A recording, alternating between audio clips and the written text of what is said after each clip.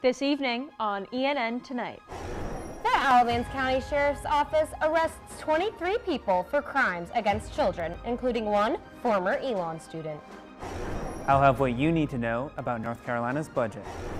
And North Carolina representatives discuss that very topic right here in Elon.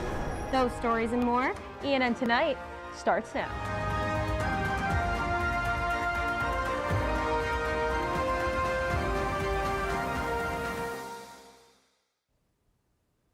Good evening, and thank you for joining us for ENN Tonight. I'm Charlotte Fabi. And I'm Alice Morrissey. Let's jump right into this week's top stories. The Alamance County Sheriff's Office says 23 people are facing charges following a 2-week undercover investigation that targeted online child exploitation. The multi-agency task force, called Invictus, was made up of 4 county sheriff's offices and state and federal investigators. Invictus ran Operation Ghostwire from October 13th through the 24th. Alamance County Sheriff Terry Johnson says most of the arrests were made here in Alamance County, where officers used cyber tips and undercover chats posing as children ages 12 to 14. According to the Alamance County Sheriff's Department, among those arrested is a former Elon University student charged with indecent liberties with a child and online solicitation. According to Elon's Office of the Registrar, he withdrew from Elon on October 16th. The task force plans to continue operations and will hold parent and teen safety sessions in January. Alice is joined live in the studio with Amanda McDaniel, a detective from the Alamance County Sheriff's Department. Alice? Thanks, Charlotte, and thank you so much, Amanda, for sitting down with us. This means a lot to our station. So, starting off, I know that tips for this investigation started off with a partnership with Alamance Sheriff's Office and the National Center for Missing and Exploited Children's tip line. Can you talk to me a little bit about how the relationship between Alamance County Sheriff's Office and organizations like this can help in cases like this and lead to operations like Operation Ghostwire? So the National Center for Missing and Exploited Children actually work with agencies across the country. There's something called a cyber tip, which any online platform has a duty to report anything that is what we call CSAM, which is child sexual abuse material, which is what we are looking for. Once it's reported to NCMEC, which is the acronym for it, they will send us a cyber tip and say, okay, here's the online identifiers, here's the information, now you do your investigation and go farther. So with getting all of these tips and this information in, what did it look like behind the scenes planning out this operation before the 2-week period where you were actually out there making arrests? So we were pretty busy about a month prior. We were just obviously doing search warrants to providers, figuring out our suspects, and going from there. So, I mean, in average, we did 63 search warrants for this operation. Wow. That's just for persons, residents, and vehicles. That's not including the back half of this of going through their devices and their online accounts. Wow, so a lot of work went into it. Yes, ma'am. Something I thought that was so striking learning about this operation and what you guys were doing with Operation Ghostwire was that part of it was sending agents into chat rooms disguised as minors, disguised as people that would be there. How did training for that and preparing to be in those spaces undercover, what was that like? How did you prepare for that? Things of that nature. So obviously as detectives, there's training classes that we have to attend to obviously know the law of communicating and following the guidelines, and they give us a guideline, say this is what you've got to do, and then that's the proactive side of the task force. So cyber tips are the reactive and the chatting is the proactive, and doing it together, there's no real idle time, so that way somebody can be chatting plus other team can be doing search warrants. So something that has really taken our audience specifically is that there was an Elon student that was arrested during this operation. So do you have a message for other Elon students about ways that they can help protect their community? I think just knowing who you're talking to, the law, I mean, to anybody, ultimately, yes, I'm looking for CSAM, but I don't want college kids sending nude images, because ultimately that's going to end up somewhere also. It's not just a juvenile problem. It is a problem across the board, whether it's 6th grade or a sophomore in college. We're getting across the board images. 100%. That's real. It keeps us busy. We stay fairly busy between the 4 counties. I believe it. Amanda, thank you so much for talking with us. To read more about Operation Ghostwire, you can visit our website at elonnewsnetwork.com. Back to you at the desk, Charlotte. Just a few hours ago, Senator Amy Galey visited the home of a young Medicaid recipient who relies on in-home services for everyday life. Our Monica Jervicius was there to capture their story.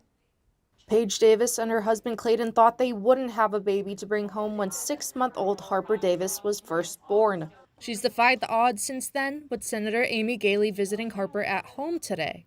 Harper was born with a narrowed aorta, restricting blood flow to her heart. However, she also has an underdeveloped airway, which collapses when she breathes in. She uses an intubator to breathe. So we've just been trying to get weight up, get her to do get 2 milestones, and just kind of keep her healthy. Harper needs to be monitored constantly, which is where their in-home nurse, Nancy Haplin, steps in to help the Davises. Haplin's help is funded through the Medicaid program CAP-C, or Community Alternatives Program for Children. However, Haplin says the pay for in-home services are little to none compared to hospital rates. Galey believes that the Medicaid cuts are a political issue and a block from Governor Stein, saying that the governor can end the cuts before he sits down for dinner tonight. In the opinion of the General Assembly, the leadership, and myself, there's enough money to get through Medicaid through until next spring without having to do any cuts. Both of Harper's parents are government employees, so as the government reopens, they look for answers on what care Harper could receive in the future. Monica Jervicius, ENN Tonight. Paige says that with time, baby Harper could breathe on her own without her ventilator, but that could take 1.5 to 2 years. Down Home, North Carolina, a nonprofit organization that builds power with poor and working class communities in North Carolina's rural areas, is having a rally right now before Alamance County's commissioners' meeting. Their flyer states it's time for our commissioners to draw the line and stand with working families, not billionaires. ENN's Fiona McAllister is there to hear what the organization is fighting for. Awesome. Thanks, Alice. You're right. I mean, downtown here in Graham, right outside the Alamance County office building, tons of people, y'all just missed it, tons of people were processing a protest about a funeral for Medicaid SNAP benefits, sort of kind of doing things chanting like, what are we watching? We are watching. What's your plan? We demand transparency now. Silence equals violence. And there were 3 tombstones with the dates of SNAP, Medicaid, and public education began and when it ended now in 2025. So right now we just sort of see a bunch of people back here. They sort of walked in to see the Alamance County Commissioners go to their 6:30 o'clock meeting, and they wanted to see them sort of chant and protest through all the tombstones, and they had a coffin even. So if you see behind me right now, the Alamance County office building, it's sort of empty. We sort of are cutting out right now. But yeah, so speaking of Medicaid, I was actually at a town hall meeting where 3 House of Representative Democrats in the North Carolina district, they came to a town hall meeting for the town of Elon and answered a bunch of questions. So let's take a look at that package right now. Head nods, laughter, and tons of clapping came from local Alamance County residents during this town hall.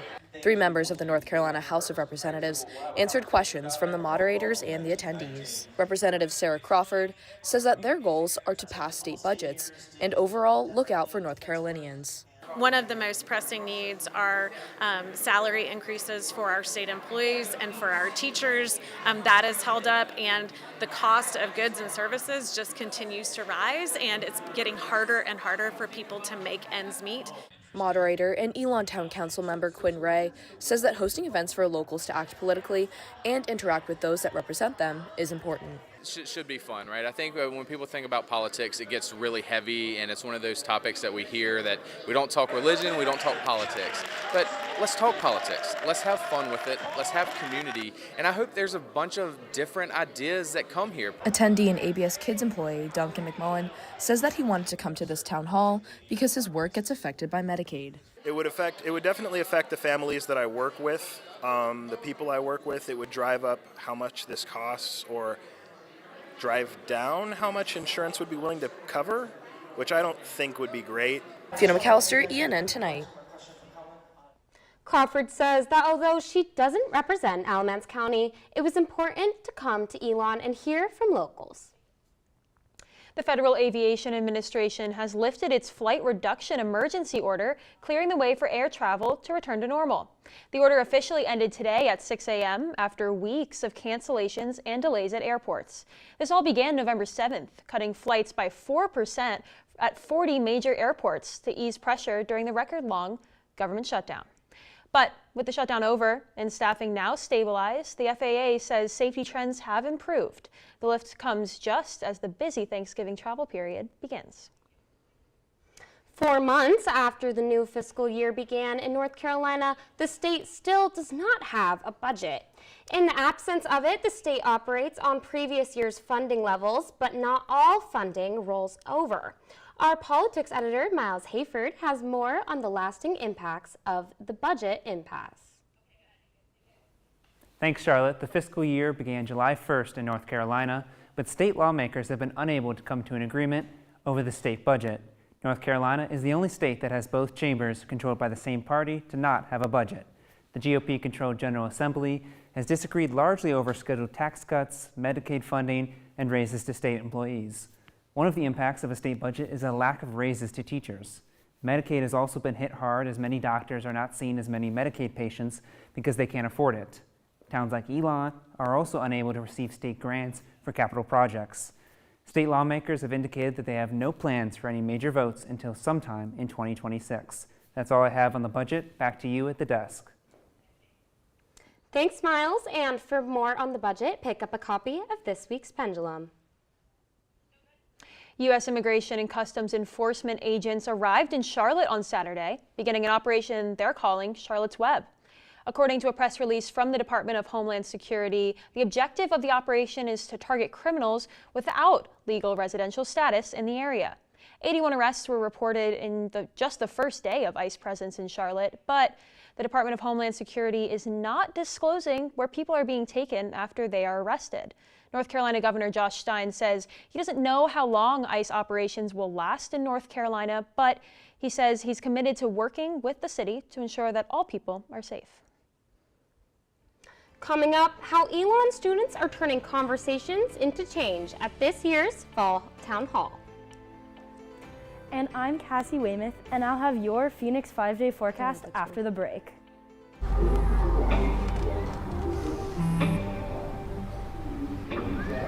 I don't know why you're so sad. You've got a roof over your head. You gotta stop with that depression stuff.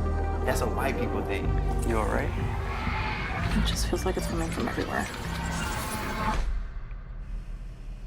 Do you want to talk about it? You can talk to me if you're feeling sad. Whenever you need to talk, I'm here, okay?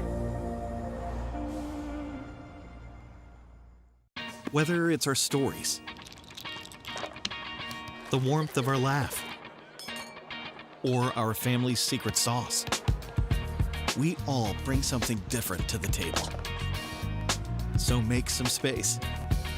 The power of connection is waiting right outside your comfort zone. Learn how you can help strengthen your community at belongingbeginswithus.org/teamup.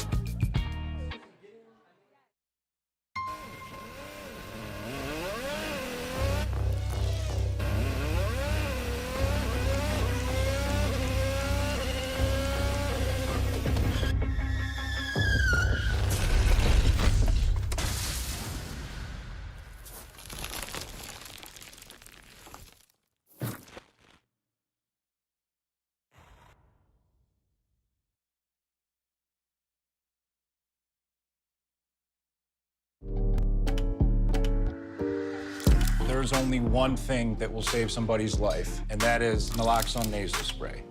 Get 911 on the phone, get the emergency responses there on their way.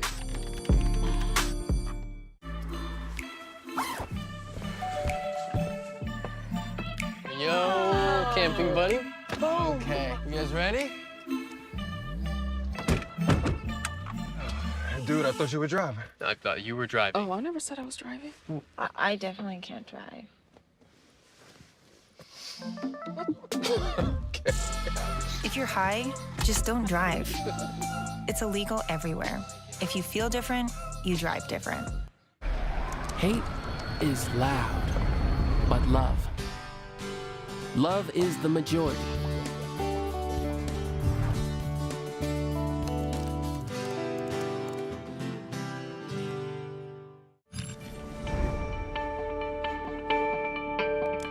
Last week, we saw some very cool temperatures, but this weekend warmed up a little bit. ENN's Cassie Weymouth is live in the virtual studio to tell us about the upcoming temps. Cassie?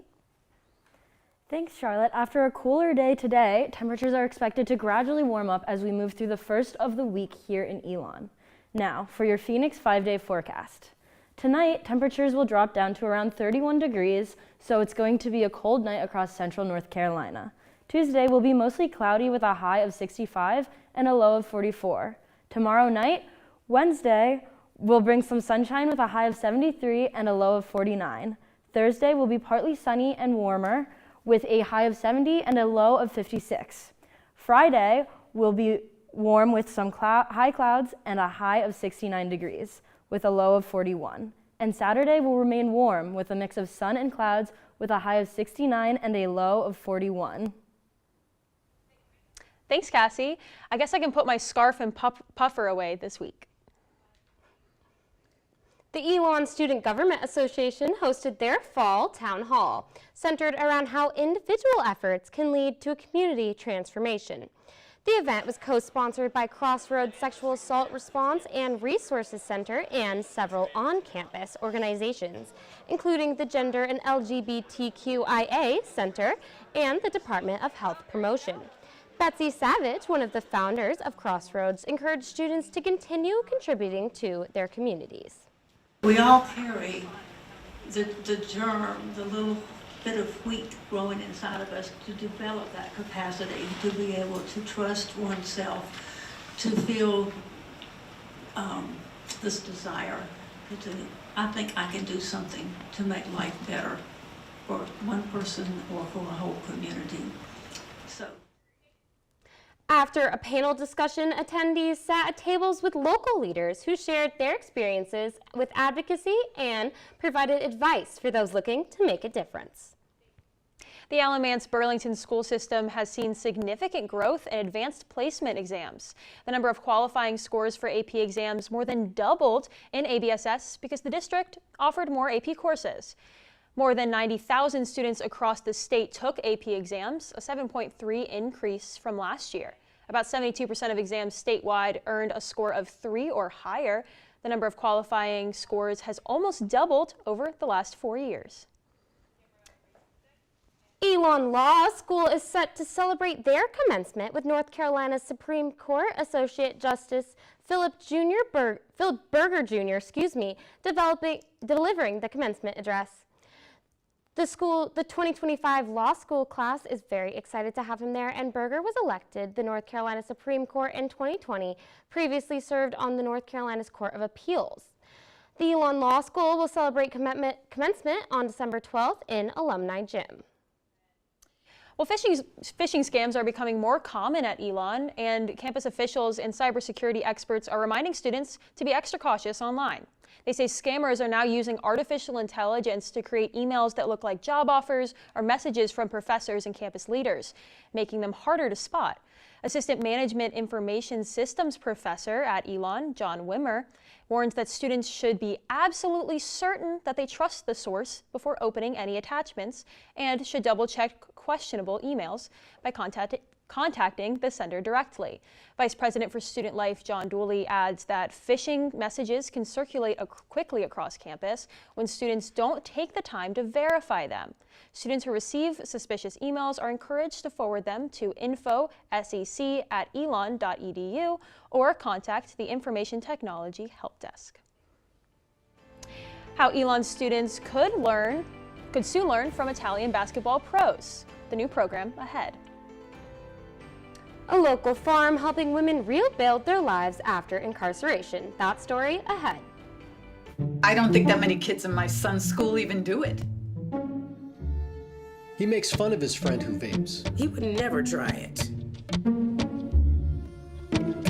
She's into soccer. She's on the honor roll. She's just not the type. No way. No way. No way. No way, my kid would never vape. Get your head out of the cloud. Today, nearly 8,000 kids will start vaping, maybe even yours. Learn about the dangers at talkaboutvaping.org.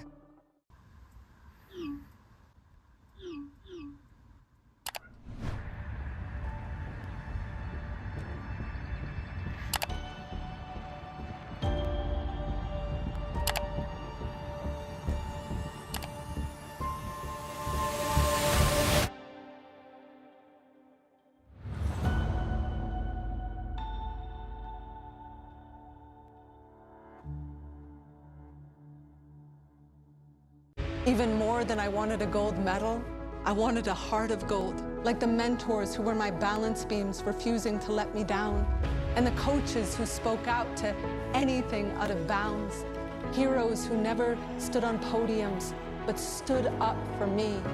Every shot I made, give the assist to those who since my youth were referees, ready to blow the whistle and end abuse. I rescued Toast from a shelter in 2011. I love Toast because she's a lazy diva. Toast does whatever she wants, obviously. She's sleeping right now. She's an epic snuggler. She's so comforting. She's so loving. Toast makes me laugh. When I walked into the shelter, I knew right then that she was special.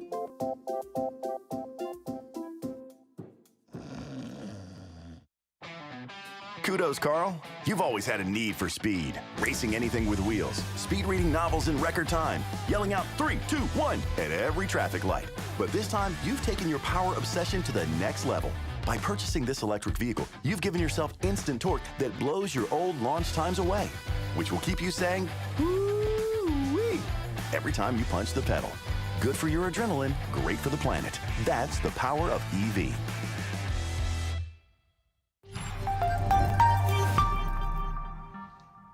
Elon University's School of Communications is heading overseas with a new collaboration in the professional Italian basketball world.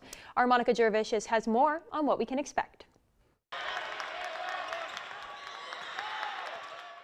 New roster add Iker Garmendia chose to leave a life of playing professional basketball in his home country of Spain to pursue two of his passions in the States, engineering and basketball. And back in Spain, it was impossible to do both. You know, when you're playing pro, you practice morning, maybe have some film, lift in the morning, practice again on the afternoon. So doing engineering is like impossible. The School of Communications is taking a step further into that, starting a new collaboration on their Elon and Florence campus, having their students get out on the courts with those same players. Professional Italian Basketball League Pistoia Basket 2000 is inviting Elon Sport Management students to learn the behind-the-scenes of the game with one of the highest league-ranked teams in Italy. Head of University Relations for the team, Marco Bracci, says this shows Pistoia Basket's dedication to education. The environment in Pistoia will help students who will come, will help also Elon University to expand their cultural horizons in Europe. Monica Gervasius, ENN Tonight. The host institution for Elon and Florence is currently recruiting students for the fall 2026 cohort. For more, check out our website, elonnewsnetwork.com. And just last week, Elon's women's soccer took home the CAA win. Well, this week it was the men's soccer team's turn. Both women's and men's soccer are the CAA champions. A farm in Graham. Sorry for the technical difficulties. A farm in Graham is growing more than just crops. It's growing second chances. Benevolence Farm is a North Carolina nonprofit that provides housing, employment, and support for women returning from prison. To live at the farm, residents must be returning to North Carolina from a state or federal facility. Once back, they can stay in both housing and employment programs for up to 2 years, a rare level of stability in most reentry programs. The farm grows its own herbs and flowers, which residents infuse into body care products sold by the organization, ensuring that at least one ingredient comes straight from the land they tend. Benevolence Farm also offers peer support, wellness services, and family reunification help because most women coming home are mothers. You may have seen those red flag warnings this weekend. I'll give you the rundown on what those mean after the break. And heading into the colder months, where and when you can skate in Alamance County. Hear that? That's the sound of your life. Perfectly imperfect. But every time you drive after drinking, the music gets drowned out. Your life sounds pretty great. Don't let a buzz ruin it. Buzzed driving is drunk driving. Don't drive buzzed. In 4 days. There was an old woman who lived in a shoe. She had so many children. She didn't know what to do.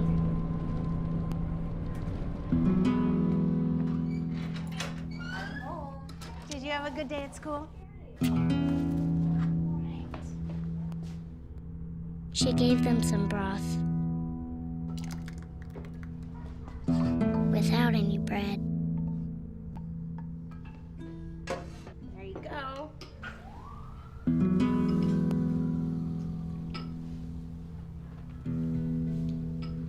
And kiss them all soundly. Night night. Good night. And put them to bed. Hunger is a story we can end. End it at feedingamerica.org. Women are bad with money. That's what the world's been saying for centuries. But now, we've got something to say. Save it. It's time to save ourselves by saving our money. Until we're no longer 80% more likely than men to live in poverty in retirement. Save it. The falsehoods, the feelings of fault. Then, the funds. Learn how to save for your retirement at WeSaySaveIt.org. I've always been told I gotta be strong. Thick skin, tough as nails. But to be everything for everybody, it wears on you. Black don't crack, they say. But it can. We all can. Reach out to a friend if you see them going through it. No matter who you are, being vulnerable is what makes us whole. Learn how to help at seizetheawkward.org.